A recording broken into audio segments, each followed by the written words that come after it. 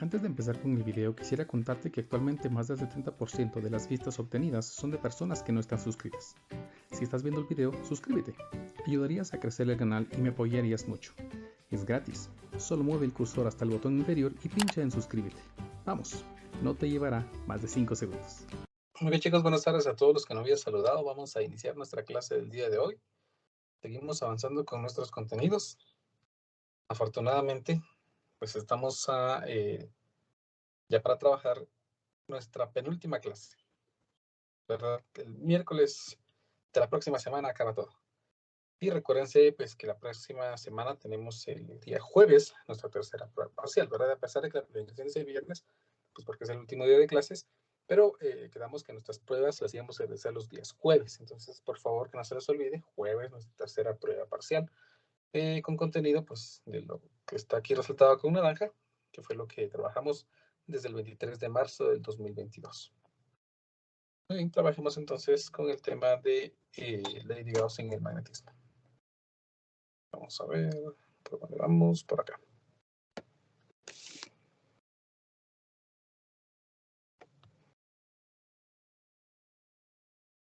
Hoy que es 29 de abril del 2022.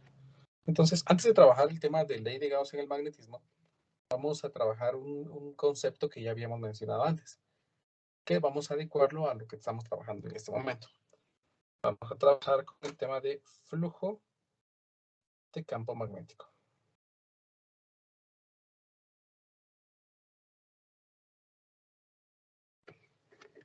El flujo de campo magnético tiene la misma definición que trabajamos ya con el flujo de campo eléctrico.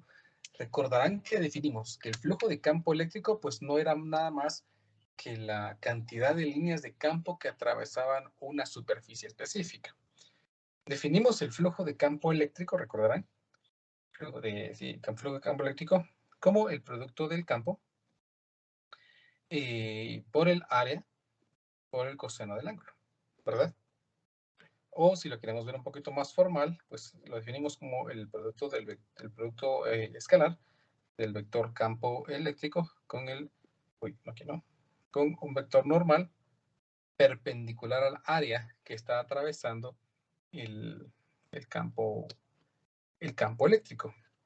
Si teníamos un conjunto de una superficie en las cuales el campo magnético no siempre era perpendicular y teníamos que calcular el campo magnético total, pues definimos esto como que el flujo de campo magnético era la integral a través de una superficie de E por N por A. Ahora ya lo definimos un poco más, vamos a ver aquí, por diferencial de área superficial. Solo permítanme 2 segundos, solo le voy a cambiar de punta a mi lápiz porque creo que ya no está funcionando muy bien. 2 segundos.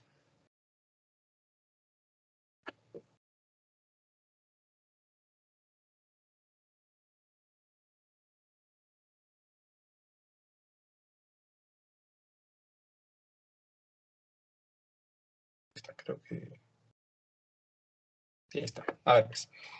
Entonces, eso lo definimos como el flujo de campo eléctrico. Pues la idea de flujo de campo magnético va a ser exactamente la misma. Vamos a intentar determinar cuál es la cantidad de líneas de campo que están atravesando un área específica. Solamente que a esta expresión la vamos a llamar flujo de campo magnético y lo vamos a referenciar con un subíndice que se llama B. El flujo de campo magnético, al igual que el flujo de campo eléctrico, pues intenta medir la cantidad de líneas de campo magnético que atraviesan un área específica de forma perpendicular. De tal manera que pues, podríamos escribir entonces que el flujo de campo magnético sería el producto escalar entre el campo magnético y el área. Bueno, más o menos sería un vector normal que sea perpendicular al área. Esa sería la idea. O, pues, lo mismo que el flujo de campo eléctrico, si tenemos una superficie irregular y queremos calcular el flujo de campo, pues se definiría como la integral sobre una superficie, no cerrada, todavía no, de B por N por dA. ¿Estamos? Esas expresiones definen ahora el flujo de campo magnético. Dado que el flujo de campo magnético pues prácticamente multiplica el campo magnético y el área en cualquiera de las tres expresiones que les acabo de mencionar aquí, entonces el flujo de campo magnético tiene unidades de campo magnético, teslas, multiplicadas por unidades de área, que es metro cuadrado. Esta unidad de medida, que es Tesla metro cuadrado, se denomina Weber. Creo que es con doble B. Sí, creo que sí. Y su símbolo es una W y una B. Creo que solo es una B. Tengo la leve sensación de que solo es una B. No mucho recuerdo. Su símbolo es una B. Es una W mayúscula con una B minúscula. Por favor, tomen en cuenta eso para que en la hoja de trabajo pues no cometan ninguna equivocación al momento de colocar esa unidad de medida. A pesar de que el flujo de campo eléctrico no tenía una unidad de medida, se quedaba simplemente como newton metro cuadrado sobre coulomb o voltios metro, el flujo de campo magnético sí que tiene una unidad de medida en monómero, que es el Weber. ¿Estamos? Las mismas expresiones que definimos para el flujo de campo eléctrico se definen entonces para acá. Practiquemos esta nueva pequeña ecuación que acabamos de ver.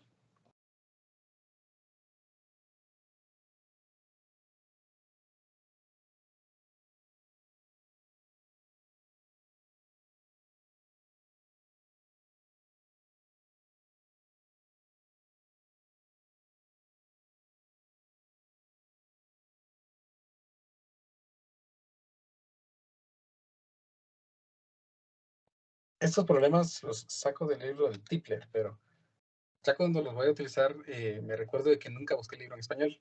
Entonces sigo teniendo los problemas en inglés.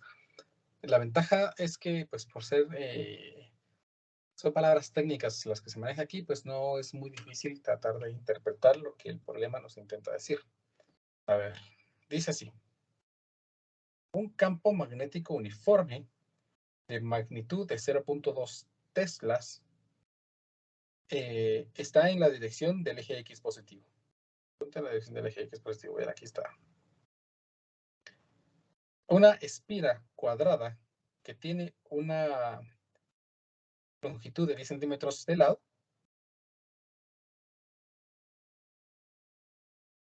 una sola vuelta, y forma un ángulo de θ con el eje Z. Es una espira de una sola vuelta que forma un ángulo θ con el eje Z. Este es el eje Z ahora, tomen en cuenta eso. ¿Cómo se muestra en la figura 2842? Encuentre la magnitud del flujo a través de la espira cuando el ángulo es 0 grados, 30 grados, 60 grados y 90 grados. Muy bien, para poder ver la idea del ángulo, recuérdense, este ángulo es el ángulo formado por la dirección del campo magnético y un vector perpendicular al área. Como el problema me pide la magnitud, entonces no me interesa pues cuál es el área, simplemente el área que estamos atravesando. Entonces intentemos ver esto en un plano. Entonces desde aquí, que ustedes ven esto desde acá. Entonces, ¿qué observaríamos? Pues miraríamos el eje X acá. Miraríamos el eje Y por acá. No, el eje Z, perdón, ese es el eje Z. Ese es el eje X. El eje Y estaría aquí hacia nosotros. Y esa espira, pues nosotros la miraríamos más o menos por acá. Que formando un ángulo θ con el eje Z. El vector perpendicular al área, pues podría ser este de acá.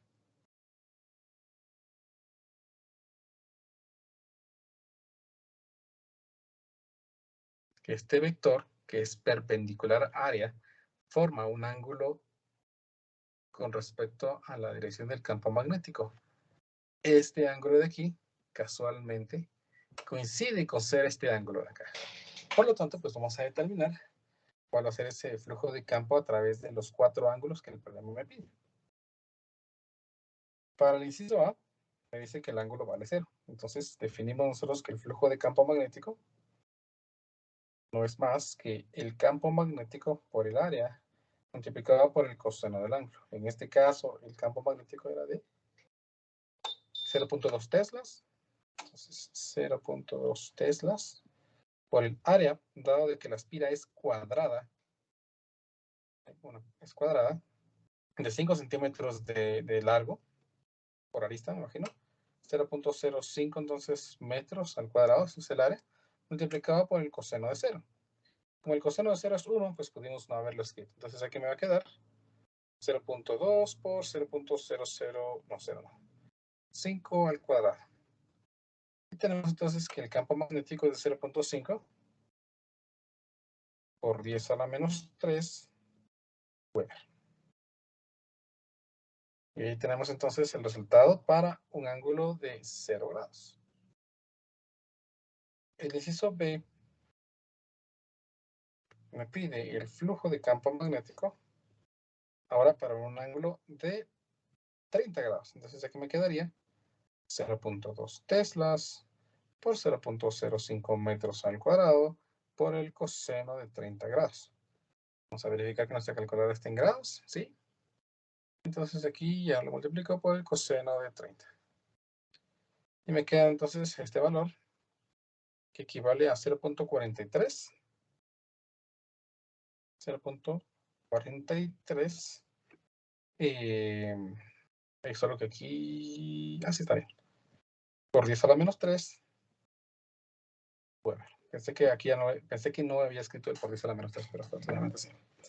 Ahí tenemos entonces el campo magnético para cuando la espira forma un ángulo de 30 grados. No, el área de la espira forma un ángulo de 30 grados respecto a la dirección del campo magnético. Para el inciso C, me piden para un ángulo de, vamos a ver, 60 grados. Entonces me queda 0.2 teslas multiplicado por 0.05 metros elevado al cuadrado por el coseno de 60 grados. Entonces en mi calculadora solo voy a cambiar ese 30 por un 60 y me queda 0.025, o sea 0.25 por 10 a la menos 3 Weber. Ahí tenemos el siguiente inciso. Y por último el inciso D me pide que determinemos el flujo de campo magnético para un ángulo de 90 grados. Pero como el coseno 90 es 0, pues aquí de un solo puedo poner que vale 0. Y aquí tenemos entonces los 4 valores de flujo de campo magnético que el problema requiere que nosotros calculemos. ¿Me explico, chicos? ¿Alguna pregunta? Todo bien, Isi. Está fácil, ¿verdad? A ver, gracias. Miremos otro ejemplo.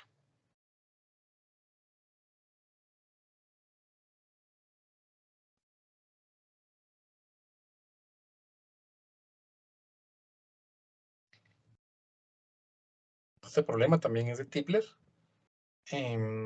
solo que tiene 3 puntitos. Tipler utiliza puntitos para definir el grado de complejidad de un problema. Ningún puntito, pues es un problema casi que solo de sustitución. Un puntito, pues ya hay que pensar un poquito. 2, y un poquito más difícil. 3, como que los más plus que podemos encontrar. Pero pues ese más difícil, pues es relativo, ¿no? Si aplicamos los conceptos, comprendemos el problema, pues no va a haber ningún inconveniente. A ver, el problema me dice de una vez, calcule la magnitud del flujo a través de la espira rectangular que se muestra en la figura 2843, o sea, esto. Evalúe su respuesta para A igual a 5 centímetros, B igual a 10 centímetros, D igual a 2 centímetros e I de 20 amperios. Muy bien. El problema quiere que calcule el flujo. Bueno, el flujo de campo eléctrico, por supuesto. Entonces, el flujo de campo, pero magnético, perdón. El flujo de campo magnético dijimos que se calcula como el campo magnético por el área por el coseno del ángulo. Ahí está la fórmula.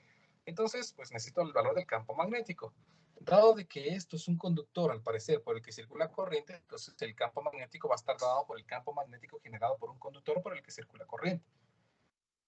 Recuerden que el campo magnético generado por un conductor largo por el que circula corriente se puede expresar en términos de la permeabilidad, la corriente y la separación del cable al punto en el que estamos calculando el flujo. Por favor, tomen en cuenta esto. El campo magnético depende de la ubicación en la que nos encontremos, siendo A la separación del punto en el que quiero calcular el campo y el cable. Por lo tanto, si yo quiero calcular el campo magnético en este punto, no vamos a tener la magnitud del mismo campo en este punto, ¿verdad? Usando la regla de la mano derecha con nuestro pulgar en esta dirección, pues nos damos cuenta que el campo magnético aquí es entrante.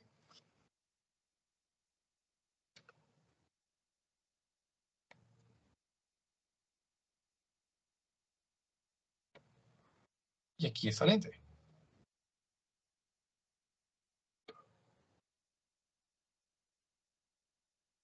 ¿Estamos? Porque recuerden que dijimos o definimos que el campo eléctrico alrededor de un cable, pues, es circular, ¿verdad? Rodea ese cable. Vamos, si este es nuestro pulgar, pues observen que ustedes pueden cerrar sus 4 dedos en esta dirección. Ahí está. Entonces, noten, por favor, que siendo esta el área, el vector normal puede apuntar hacia afuera o hacia adentro, formando un ángulo de 0 grados o 180 grados con respecto al campo magnético. Pero como el problema me quiere que calcule la magnitud del flujo, pues entonces únicamente estamos determinando pues si es... no me interesa, perdón, si es positivo o negativo, sino simplemente el valor.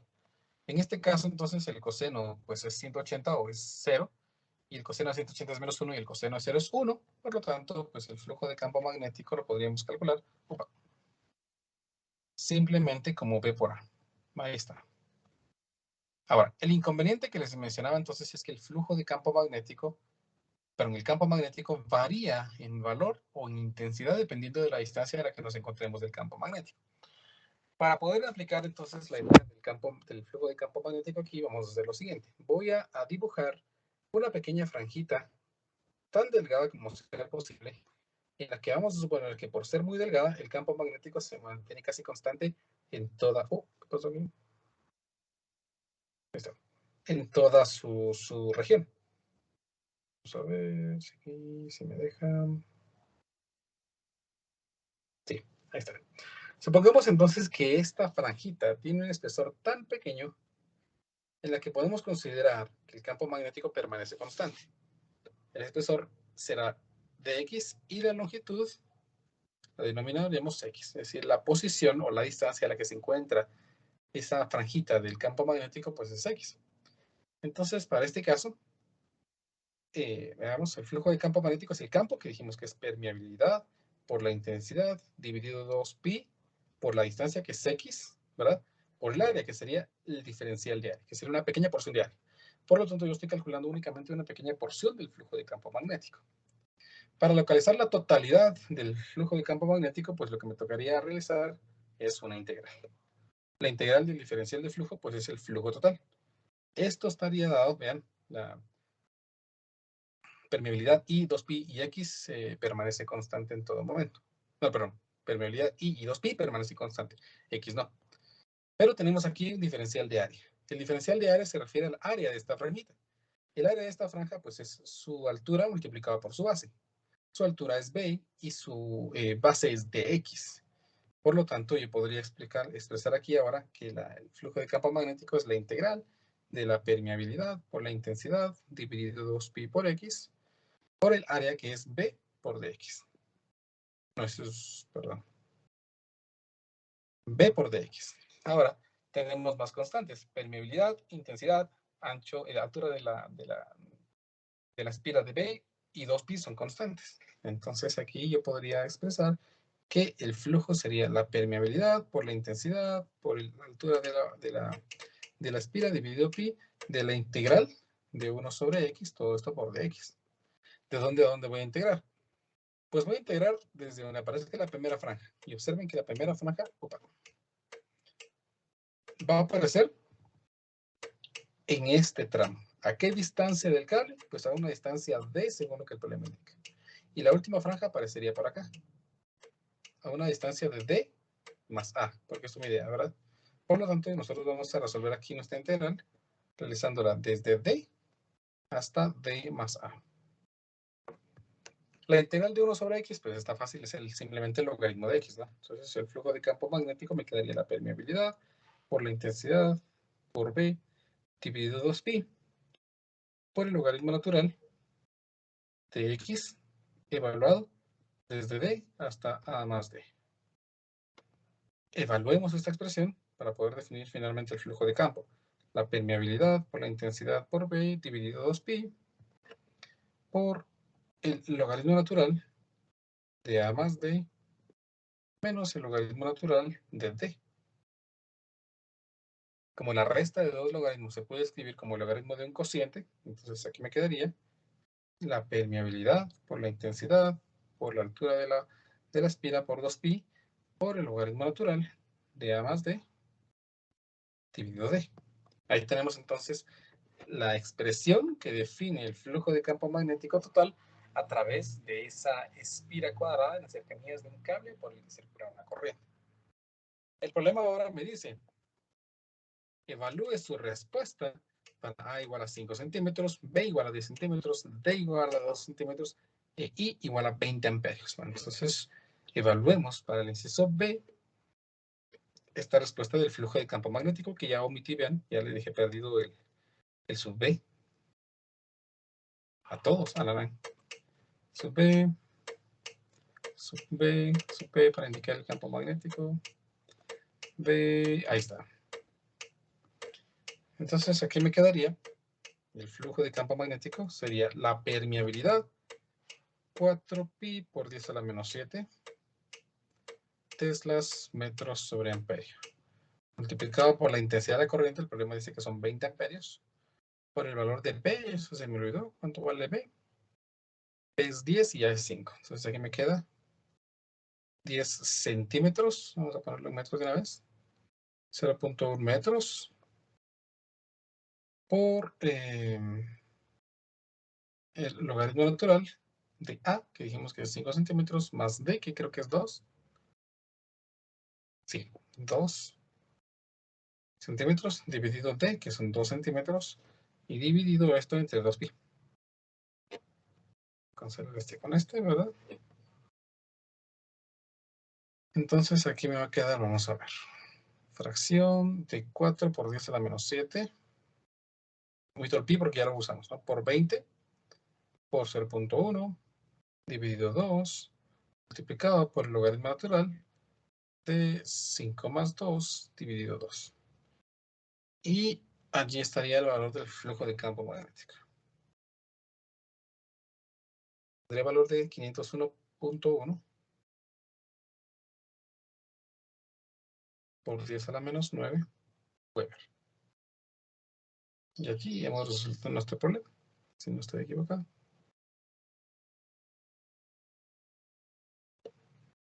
¿Me explico, chicos? ¿Alguna pregunta?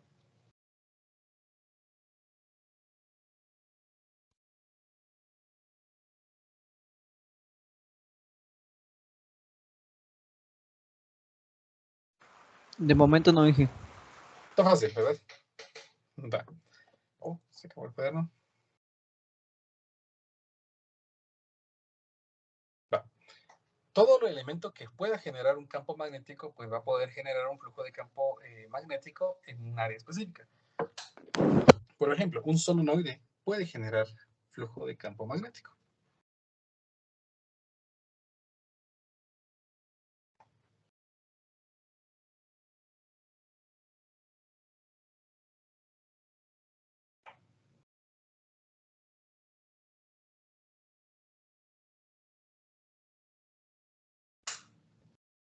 A ver, pues. Según lo que sabemos ahorita, el flujo de campo magnético se calcula como B por A por el coseno del ángulo. Eso es lo que sabemos. Y también sabemos que el campo magnético generado por un solenoide se calcula, vamos a revisar, que fue el último que aprendimos en el último día de clases. Bien. Permeabilidad por N, que es el número de espiras por la corriente, dividido la longitud del solenoide. Entonces aquí me quedaría permeabilidad por intensidad de corriente por el número de espiras dividido la longitud. Por lo tanto, el flujo de campo magnético se expresaría como permeabilidad por intensidad de corriente por número de vueltas por área dividido L por el coseno del ángulo. Pero vamos a usar nuestro super solenoide que estábamos explicando el otro día. Esto por acá.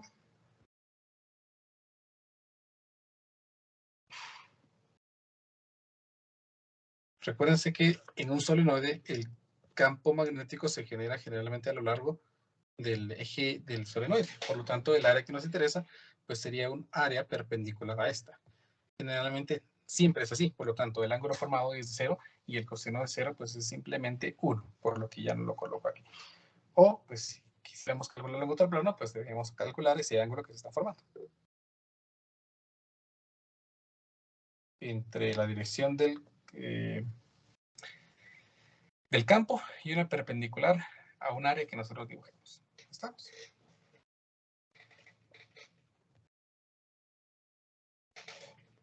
Vamos a ver, aquí está.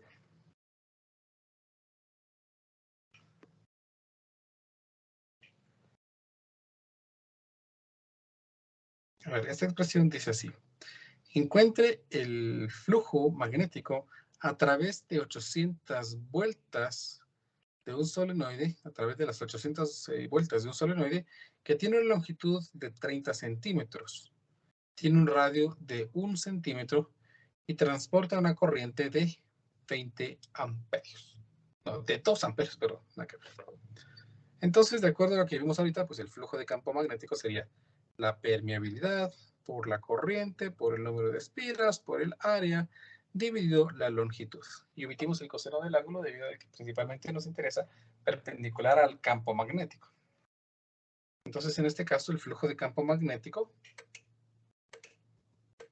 sería la permeabilidad, que ya sabemos cuánto es, por la corriente, que son 2 amperios, por el número de espiras, que es de 800, por el área, como tiene un radio igual de 1 centímetro, pues entonces el área sería pi por 0.01 metros al cuadrado. Ahí está el área, y dividido la longitud del solenoide. Y el problema nos dice que tiene una longitud de 30 centímetros. Entonces aquí me queda 0.3 metros. Veamos de cuántos entonces es el flujo de campo magnético. La permeabilidad, vamos a ver, está 4pi por 10 a la menos 7. Ahí está. Por 2 por 800 por 0.01 al cuadrado. Ahí está. Uy. Así. Dividido 0.3. Y me queda que eso es el campo. 670.2 por 10 a la menos 9. Y así tenemos entonces nuestra respuesta. ¿Me explico, chicos? ¿Se comprende? ¿Está fácil? ¿Está difícil? No sé si hay alguna duda de momento.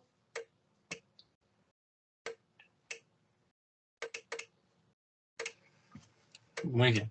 Sigamos entonces. Ahora sí, después de esta larga introducción sobre lo que es el flujo de campo magnético, pues vayamos a lo que es la ley de Gauss en el magnetismo.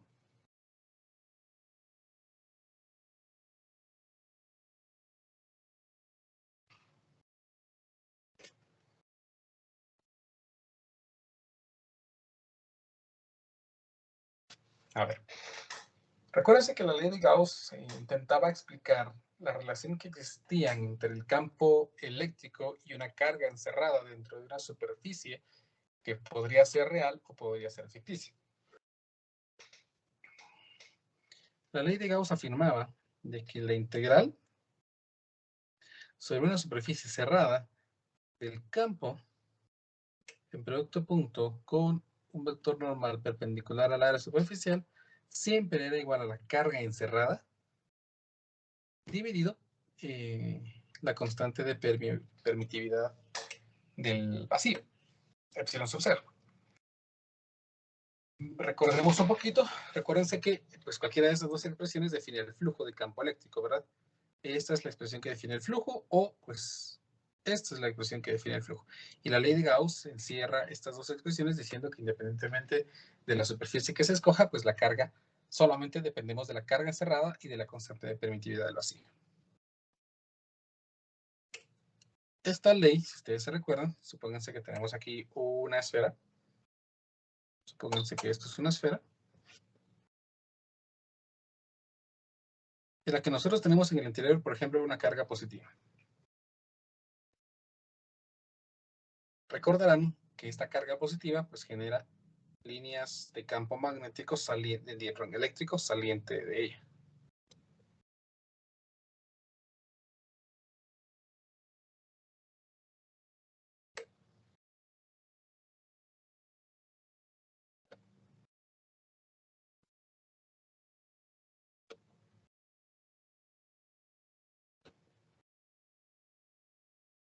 Estamos. Cada una de estas líneas, que solo estoy dibujando unas cuantas porque realmente son un montón de líneas, están atravesando todo el área y se genera entonces un flujo de campo magnético, de campo eléctrico, ¿verdad? Porque hay una carga encerrada dividida epsilon sub 0. Sin embargo, si nosotros teníamos, por ejemplo,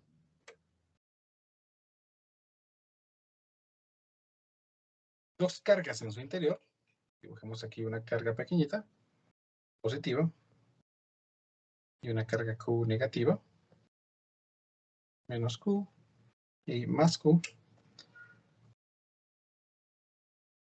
Vamos a poner aquí más Q. Las líneas de campo eléctrico, recuérdense que van de la carga negativa a la carga positiva. No, perdón, de la carga positiva a la carga negativa. Entonces, las líneas de campo aquí, en este caso, pues irían una para acá. Pero también habrían líneas de campo aquí, una para acá, una por aquí. Habrían otras por acá. Y poco a poco, pues vamos haciendo más líneas de campo. De tal manera que en algún momento, pues las líneas de campo empiezan a salir y a entrar a la misma superficie. ¿Estamos? Vean. Aquí estamos dibujando varias líneas de campo, las cuales salen y entran.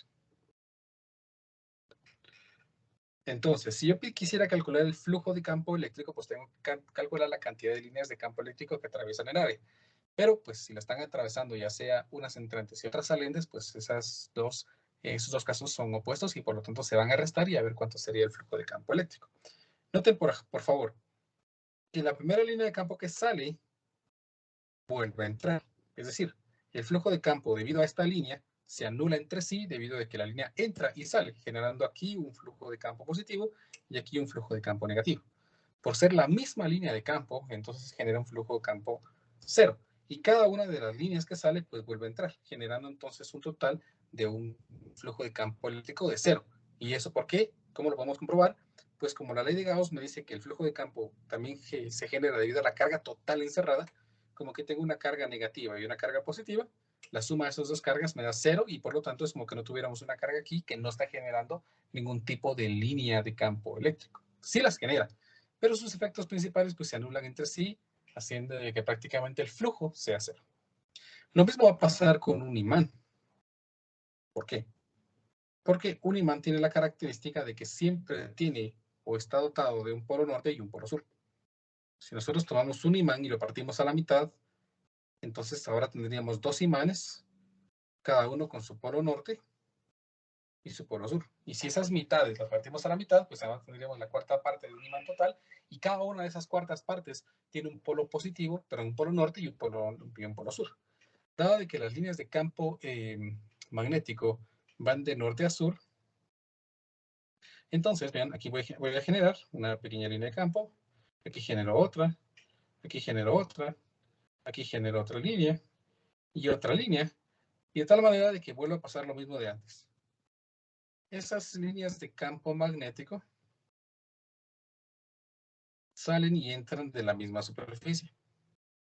Por lo tanto, cuando nosotros tenemos superficies cerradas, la cantidad de líneas de campo eléctrico que entran es exactamente igual a la cantidad de líneas de campo magnético, que salen, generando entonces en este caso particular que el flujo total de campo magnético, sea igual a cero. Por lo tanto, la integral a través de una superficie cerrada del producto punto del campo magnético por un vector perpendicular al área superficial de todo el sólido siempre va a ser cero. Esta ecuación, entonces, es a la que vamos a llamar como la ley de Gauss en el magnetismo.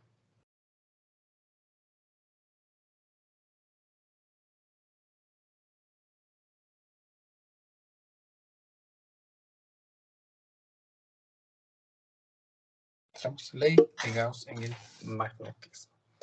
Forma parte también de las ecuaciones de Maxwell. Es la tercera ecuación de Maxwell. De forma integral.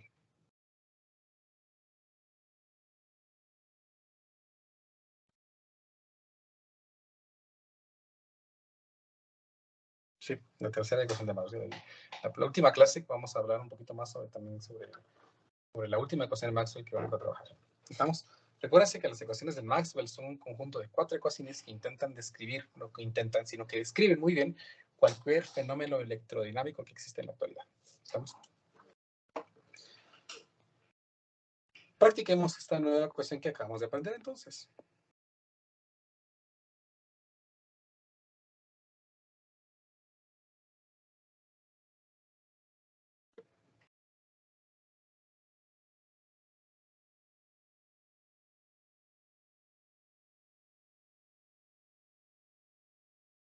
A ver, el problema dice así. Un cubo con aristas de longitud de 2.5 centímetros se coloca como se muestra en la figura 3039, o sea, este de aquí.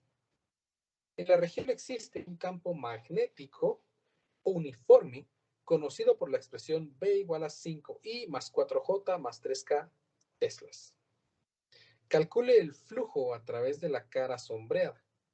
Inciso B. ¿Cuál es el flujo total a través de las 6 caras? Noten, por favor, que cada una de las líneas de campo magnético que entren, que salga, es una línea de campo magnético que en algún instante entró al cubo. Por lo tanto, podemos afirmar de la ley de Gauss en el magnetismo que para el inciso B, el flujo total a través de las 6 caras del cubo es 0, debido a que no hay ninguna, hablemoslo desde este punto de vista, ¿no? Recuérdense que esta ecuación me decía de que existía flujo siempre y cuando hubiera una carga neta encerrada. En este caso, dado de que no tenemos un polo neto, es decir, únicamente un polo de un imán, no tenemos solamente un polo norte o solamente un polo sur dentro de un imán, no existe el monopolo, recuerden, no existe un imán que tenga un único polo. Bueno, de momento no, tal vez puede existir en la naturaleza en algunas condiciones, quizás. Entonces, el flujo de campo magnético siempre va a ser 0. ¿Estamos? Para cualquier superficie cerrada. Pero el inciso A, no, el inciso A tiene una respuesta. Entonces vamos a determinar el flujo a través de una de las caras, porque solamente es una cara, no es un sol. Entonces, miremos, definimos que el flujo de campo magnético es el producto punto entre el campo y un vector normal perpendicular al área. Ese sería nuestro campo magnético. Perdón, nuestro flujo de campo magnético. ¿Y por qué lo escribí así? Porque ahora tenemos un vector. Entonces tenemos que utilizar las ideas vectoriales. El área A sería el área de la cara que tenemos que trabajar. Sería en este caso esta cara de aquí. El vector normal pues va a ser el vector perpendicular a esta área. Entonces en este caso un vector normal podría ser este de aquí. Noten por favor que este vector es perpendicular. No, no es cierto. Es paralelo al eje X. Por lo tanto yo puedo afirmar que el vector n, para que sea unitario, tendría que ser el vector 1,0,0. Ahora calculo entonces el valor de A multiplicado por n. Dado de que el área lo podríamos calcular si multiplicamos el lado por sí mismo. Entonces multiplicamos 2.5 centímetros por 2.5 centímetros. Vamos a escribir por acá arriba mejor. El área es de 2.5 centímetros al cuadrado. Veamos cuánto es esto. Vamos a ver. 2.5 por 10 a la menos 2 al cuadrado. Me queda un valor de 0.0000625 o de 625 por 10 a la menos 6.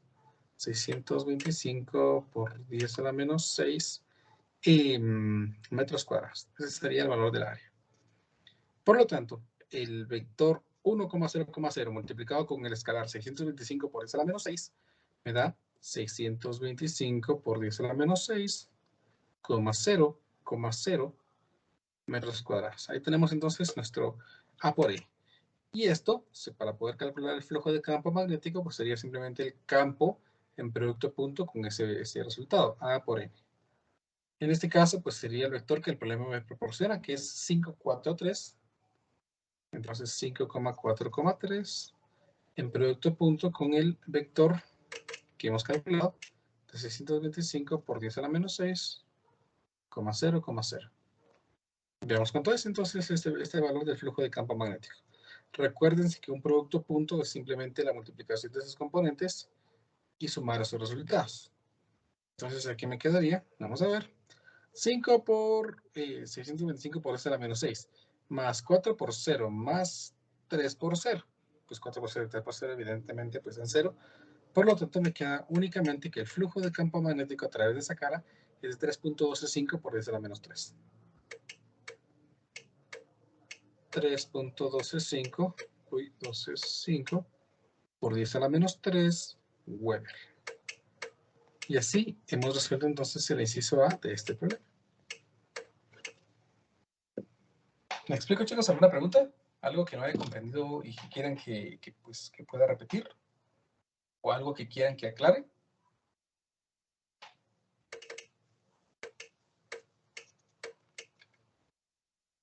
Si no, entonces hasta aquí la clase del día de hoy. Y nos miraríamos el día miércoles para continuar y finalizar con los contenidos de nuestro curso. Espero que pasen una buena tarde y que disfruten su fin de semana largo. Recuerden que el lunes tenemos feriado. Que estén bien. Audio Jungle.